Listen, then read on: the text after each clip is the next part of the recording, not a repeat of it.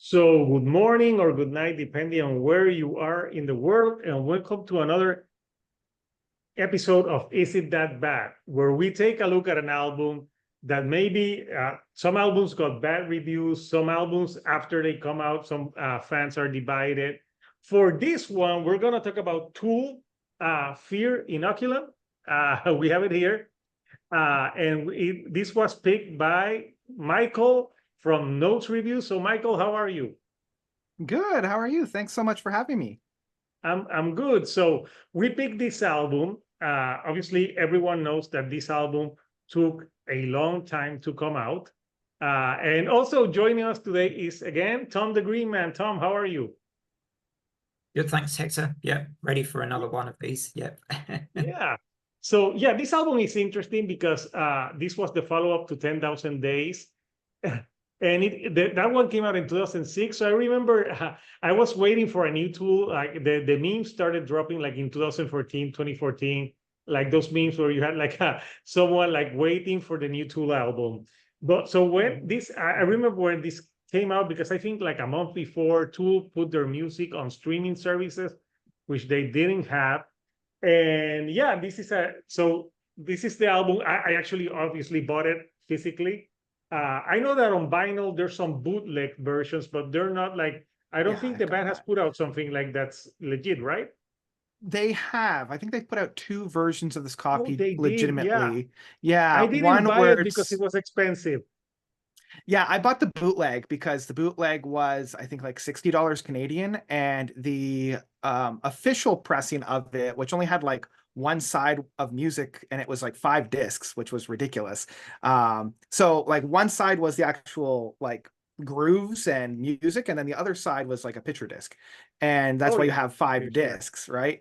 But that was like $200 or $300, and I'm like, I'll Oh I'll stick yeah. with the bootleg. I'll stick with So the yeah, so bootleg. people that haven't got this, I got this, and I think this was like $60 when it came out, if I'm not Yeah, and it mistaken. was it was hard to get your hands on too. Like they sold out really, really fast. I remember I bought it the same day that it was announced, so I would get my Mhm. copy.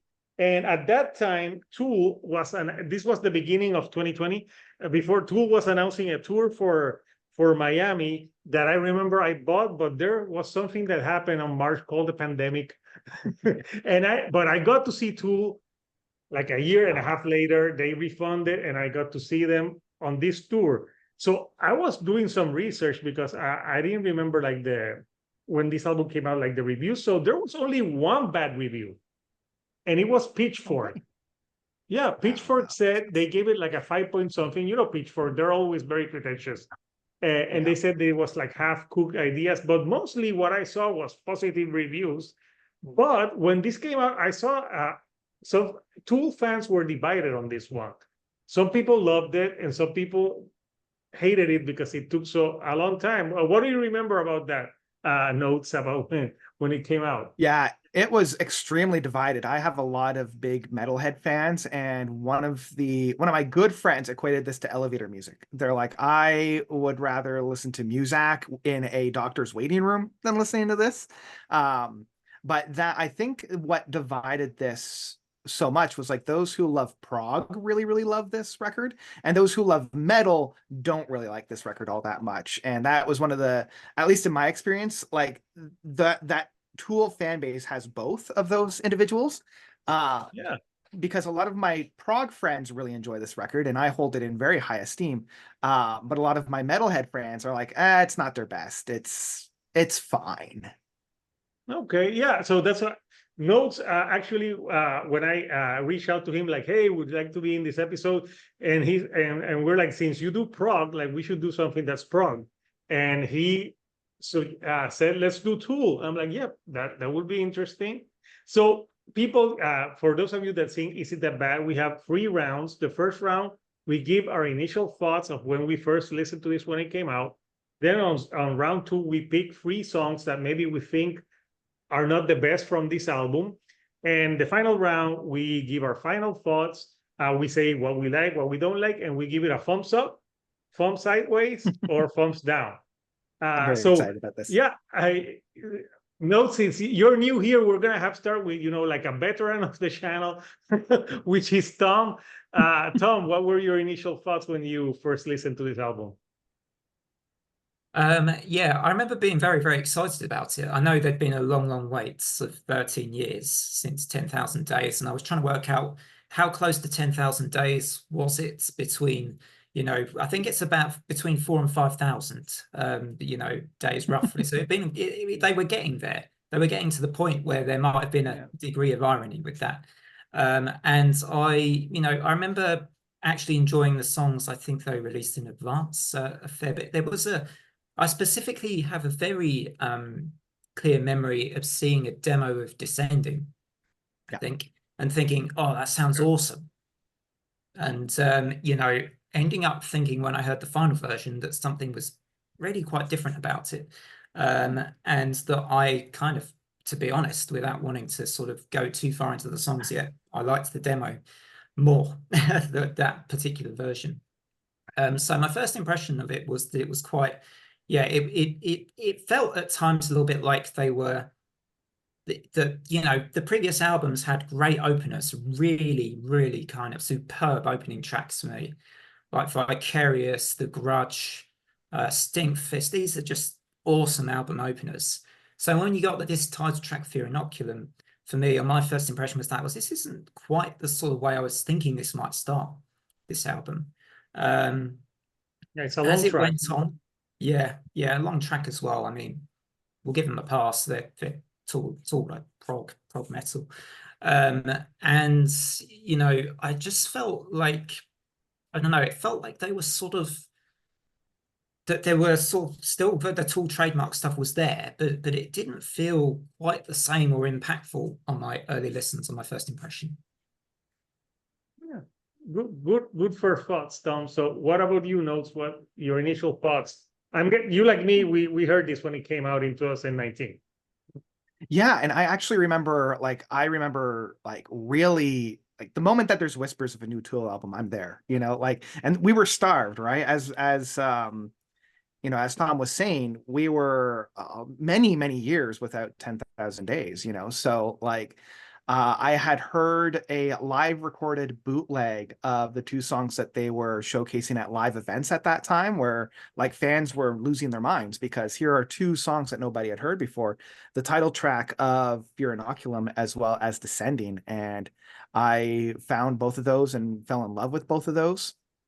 And so when I, first day got the album, and my appetite was whetted. I was ready for more, and coming into this record, I was blown away. Like I love 10,000 Days and I love Lateralis in their very transcendental, very hypnotic, very ethereal soundscapes. And like this album gave me all of that. And I remember when I was listening to it after maybe the third or fourth time, getting worried that it wouldn't connect with fans because of how more meditative it was than a lot of their past albums. Like it didn't have that same kind of sharp edge that, say, Enema or Undertow had. It didn't have that raw energy. It was a lot more thought-provoking. It was a lot more introspective. And I'm like, I don't know if fans are really going to enjoy this, but I fell really deep in it. Like most of their songs on here are like 10 minutes long. So I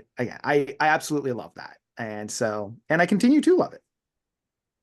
Okay, yeah, interesting. So I was when they finally announced that it was coming out, I was hyped.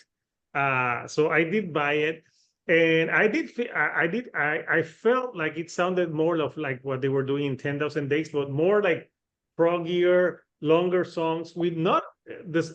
When I was listening to this album, like this album doesn't have like whole lot of variation. Like they stayed like with some notes for a long time. And I would think, well, this could get fucking boring, like for a long time. But they always kept something interesting, and I think I enjoyed the album more when I saw Tool live. When I saw them live, and they played, it was for the Fear Inoculum tour. They played, I think, like almost all the songs from this album, and I don't know if you've seen them, Tom, but the concert they couldn't let you record. I recorded the last song, but there's like a lot like effects and trippy Like it was an awesome concert. And I think they started with Fear Inoculum. They played Numa, they played Invincible. And I think they ended, I think, with Tempest. So they played a lot of this record with some of the classics. And yeah, to me, this is more of like a introspective tool. Yeah, it's more like, even there's less screaming. It's more like the same vocals, but sometimes they do changes here and there. But you really have to listen to the nuances. So when it came out, uh, uh, I was satisfied with the record. I didn't have any complaints. But after sitting with it more years now, I think I have a better grasp of it, because everyone was a fanboy when it came out because it had been so long. But I think, like, if you look at it, it's been almost now 5 years since it came out. So I think it's like good to revisit it, because I didn't go to this album as much as some other. Like, I listen to Tool, but not all the time, because I think I have to be in the mood to listen to Tool. It's not like a casual listen. I'm not like, I'm here casually listening to Tool. No, I had to be invested. I can't have my kids shouting at me or doing stuff, because I have to be in the moment. And funny, when my daughter was like real, real, like her first years, I had videos her asking her what was her favorite band, and she would scream out Tool. I actually told her that, so I don't think I'm like, remember that? And she's like, no. Right. So, but yeah, my first impressions, I think everyone was excited for a new Tool album. But the thing is, when it takes 13 years to release something, it can have that, like, that overhype, like Chinese Democracy had for Guns N' Roses. And before Tool fans come at me in the comments, I am not comparing this album to Chinese Democracy, people, by any stretch of the means. So those were my initial thoughts. So let's go to round two, where we pick tracks that maybe didn't work as much. So Tom, what three tracks did you pick? Yeah, so this is probably going to be a bit contentious. The first track that I've picked is actually the opening track, and I sort of probably hinted that that's not really a track for me, with my comparison Spoiler. to the other album openers that I really love from their previous albums. So for me, it just doesn't quite work for me. I think that Michael made a really good point at the start about metalheads.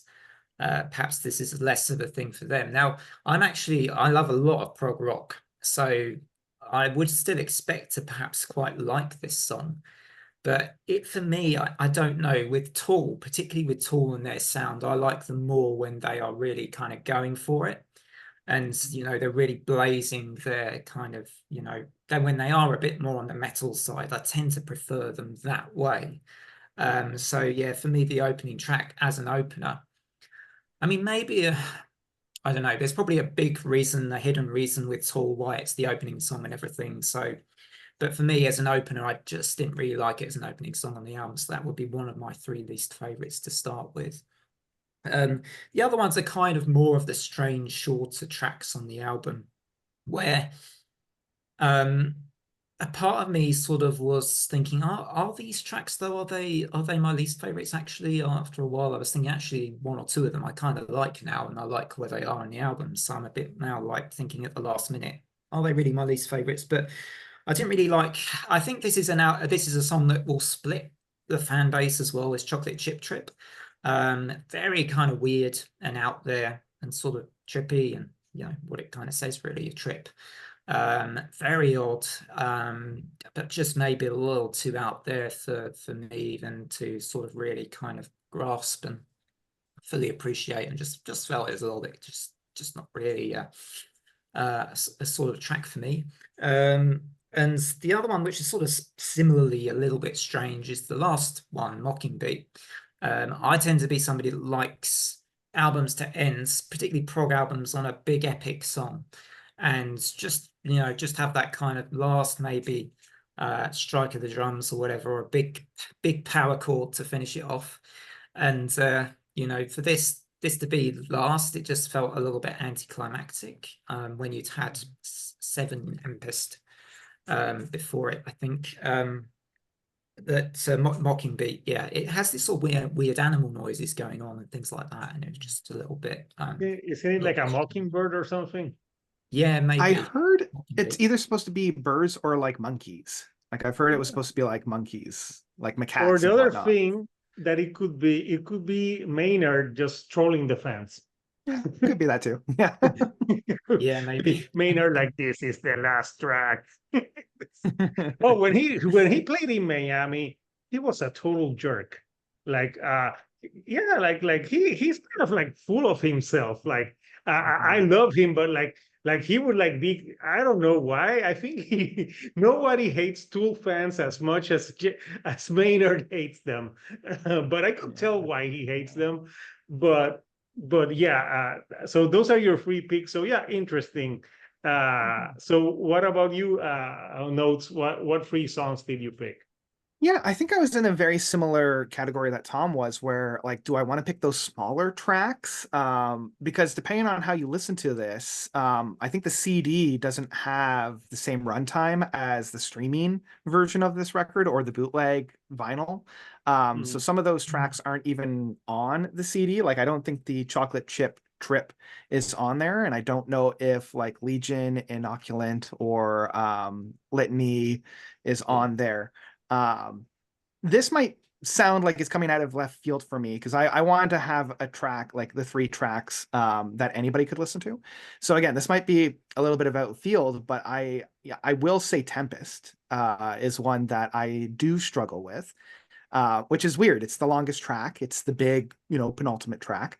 Um, but I think for me, I struggle with it only because it starts so strongly. Like the first half of this track, the first 7 minutes or so, is the kind of Tool that I love. It's bombastic, it's energetic, it's very sharp and strong and raw.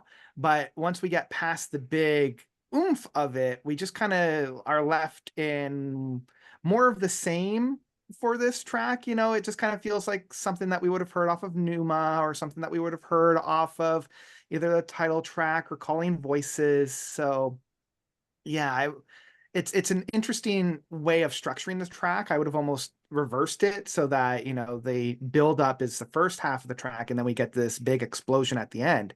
Um, so yeah, it's just kind of an interesting one for me, which is Tempest, and it's one of the few that I struggle with. Um, Much like Tom, Mocking Beat for me is another one. Again, I wanted them to really end on a high note, and I believe the CD ends with Mocking Beat as well. I could be wrong. So, but yeah, that one's another one that I struggle with. I was kind of really hoping for a big oomph, the same way that like 10,000 Days ends, the way that Lateralis ends, or even like Enema with, that big open up your third eye, like that's powerful, right? And Yeah. I just felt like Mocking Beat was more of a whimper rather than a bang in that case.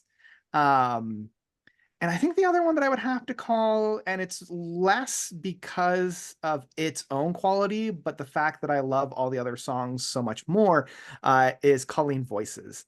Again, love the track. It's a great track. I just think it takes a little too much time to get going. And we've already had songs that are very Yeah. similar with Numa and Invincible. And I was just like, another one that's kind of like this. Like, Yeah, with it's kind of, the yeah. And I know, like, I know okay, some people get over it. exactly. And I know some people like that one, but I would much rather listen to Invincible or my favorite track from this album, which is Descending.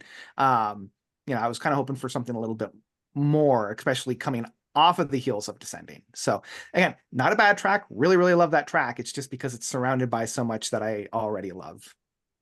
Yeah, that's what we analyze here. So Mhm. so I for the free tracks that I pick, I also pick Calling Voices because I just think it takes too long, and it kind of sounds, this is the problem that I have with this album. A lot of things sounds very similar. And you're like, you with the when they get, I'm like, okay, get to the fucking point. Like, I know your Tool, and you took 13 years, but like, yeah, it's not that it's bad, but it gets a little bit, the word is tedious. That's the word Mhm. I want to use for that song. And Chocolate Chip Trip, I also picked that one. That was the one that has like a drum solo, right? Yeah. Yeah, the drum solo is cool, but do we need like a 6-minute song of noises and a drum solo? I'm like, this is cool in a concert, but I would rather they just put like a 4 or 5 minute song, like a shorter track, like more in their vein of their first album. So the album would have had a little bit more of variation because the drum solo, yeah, Danny Carey's a great drummer, but is it a song? Like, like Yeah, it just there's a reason why it's not on the CD, right? Like yeah. And the name Chocolate Chip Trip, maybe they were eating some chocolate chips and smoking something when when they wrote this. And I also pick Mocking Beat. I don't even know if it's a song because I'm like why do you need this to like they could have ended with Tempest and that would have been okay. That it's filler. It's not needed and the album is long. This is like an hour and 26-minute long record.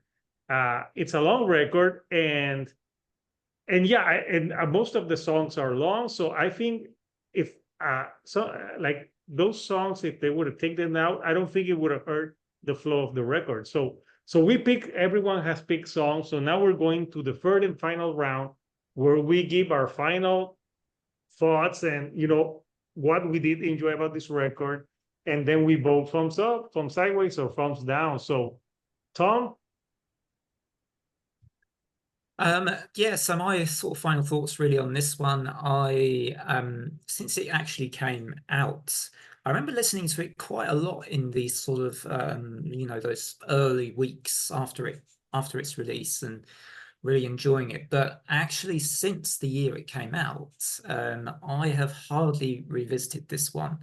I've been back to Lateralis and 10,000 Days very predictably and still thoroughly enjoyed those records, but this one for some reason doesn't pull me back into it, and as might be relating to some of the reasons I mentioned earlier about that it's not my sort of Tool sound. It doesn't have the punch, the power, the impact of some of their previous albums. I do think a lot of it is as well maybe that I feel like they must have toiled really hard and with everything else going on, some of the background and the lead into this album with legal disputes and yeah, all this other stuff interfering. I mean, it sounds like for me that it's one of those albums where it's almost been worked too hard on eventually. Like it's lost sort of some sort of vitality somewhere along the line in its sort of in the writing process or something. Because as much as I think Tool are very clever in this album with what they do,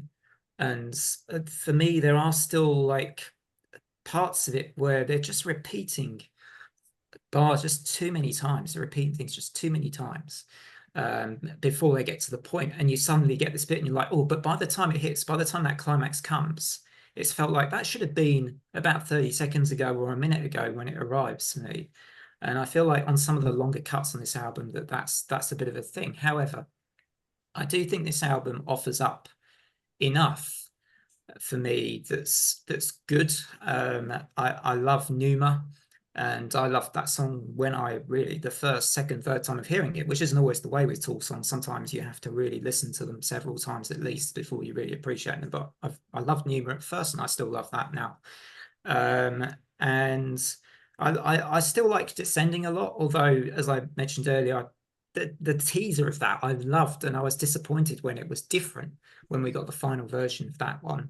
And I like Tempest, but totally with what Mike's saying about the sort of way round it is. It feels like all the best bits are in the first half, and then the second half kind of falls away a bit for me.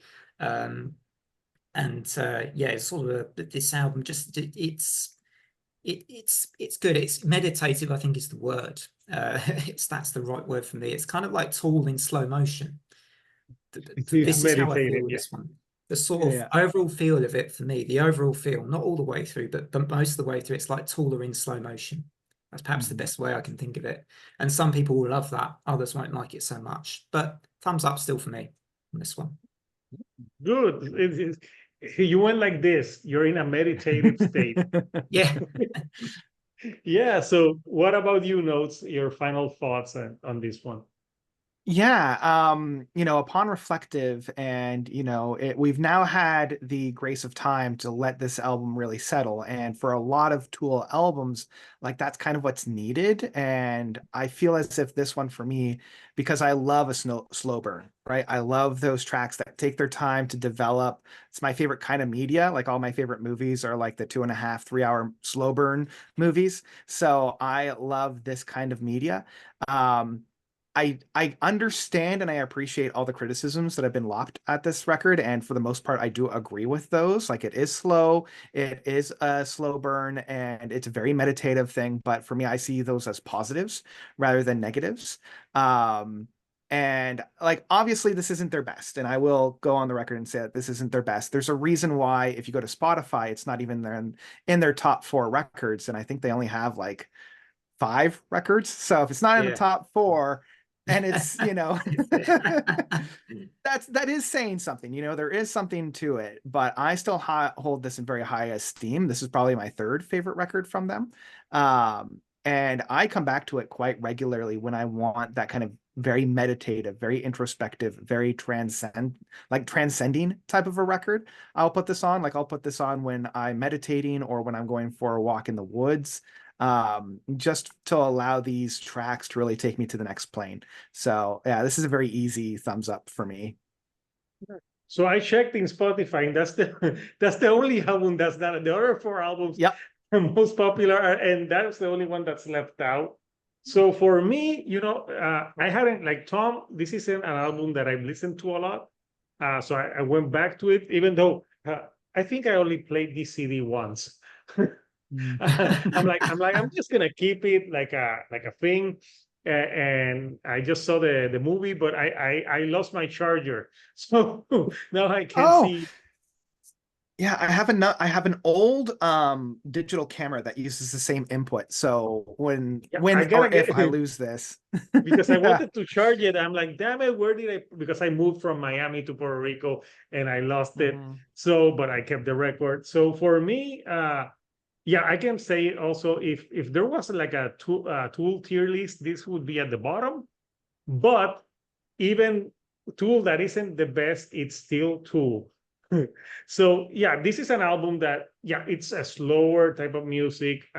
Sometimes it can get repetitive, but there's still Tool. It's great music. Like when I saw them live, I like these songs live better because it was like a trip with the visuals and everything. You could live the experience. Mhm. But yeah, I'm not gonna sit here and say that this is their best album by far. But also, I think if they trimmed a little bit, I would enjoy it better. But it's still a thumbs up. It's still Tool. Like I don't think I couldn't be here and give it even like a thumb sideways because no, it's still a great record. And I wonder if they put out a new album, and hopefully not in 10 years, like how will it sound like? Will they keep Mhm. this meditative, or will they go more to their more like aggressive type of material? Uh, it would be interesting to see, or if if Maynard goes more like a perfect circle of Lucifer, because he's got so many bands. But yeah, I think a lot of like musicians I know said that it sounded too samey, and that's why the criticism. And but I could only find one bad review, and it was Pitchfork. There Uh, you go. they said that the undercooked, but I gave the like I compared it to Guns N' Roses' Chinese Democracy because that's an album that took a long while, but unlike Tool, that album sucks. We had it in Is It That Bad, and we all voted thumbs down on that one. But Tool, Fear Inoculum is still a great album. And we want to know from you, Couchers, what do you think of Tool, Fear Inoculum? What would you rate it? And also, what tracks do you think are your least favorites? So I want to thank my panel, Michael from Nose Review. So tell them where they can find your channel, man. Yeah, sure. It's Notes Reviews here on YouTube. I'm coming up to my 10th year anniversary, which is really crazy. So yeah. That's where you can find me. I do think pieces and album reviews, and I started a new show called What a Concept, where we dive deep into concept records. So Yeah, yeah. that's not an easy thing to do, to dive into concept records and really Mhm. explain them. And uh, he did a album review for Taylor Swift, just like I did. But yeah, you were kinder. Yeah, I was surprised when you told me you were a Swiftie. I'm like, oh, he's a Swiftie. I am My indeed. I am sister and indeed. my stepsister are Taylor Swift fans, and they told me, you know nothing. You're a rock dude. Like, what are you talking about Taylor Swift? Yeah, if you think Tool fans are bad, Swifties are even worse. Oh my They'll God. get you. They'll find They, you. will find me. So you can subscribe to the channel. So it was great to have you finally here on the channel, man. I watch Glad to your be here. reviews, and obviously his reviews that you go very into like the meanings of the albums, and you give your thoughts. So yeah, it's a great channel for people who love prog. And of course, subscribe to Tom the Green Man. He talks about horror, he talks about fantasy books, and also he talks about shoegaze, album reviews, and he's got the series Symphonic Sundays, Quite a which lot. he It's a bit of a what range of stuff, isn't it? you have a lot of stuff like Yeah. like maybe you like sometimes people ask me like, but what is the Green Man, like what, like I'm like like what does it mean? So I'm giving like Tom does a lot of things on his channel. And finally, obviously, my channel, She'll Do It on a Couch. I have the series Is It That Bad? I interview a lot of musicians, and obviously I do album reviews as well of different type of genres. So if you like the content, please, if you want to subscribe, ring the bell for notifications, and let us know what like this is the I think this is the first prog no, this is the first prog album we've talked about Queensryche, and we did talk about Dream Theater, The Astonishing. But I love that album, but I know a lot of people don't. oh my God. I saved it. I saved it. Yeah, Thank I you, thought who Tom. I was knew the I could only count on one that you. said that one. So we comment people which like let us know if you want us to talk more prog metal albums or on the channel, that because that would be good, so we can hopefully have notes review again on the channel. Oh, I'd love to come back. So people, until next time, this is Hector, the Shield Dude on a Couch, and we'll see you all next time on another episode of Is It That Bad? Thank you and goodbye.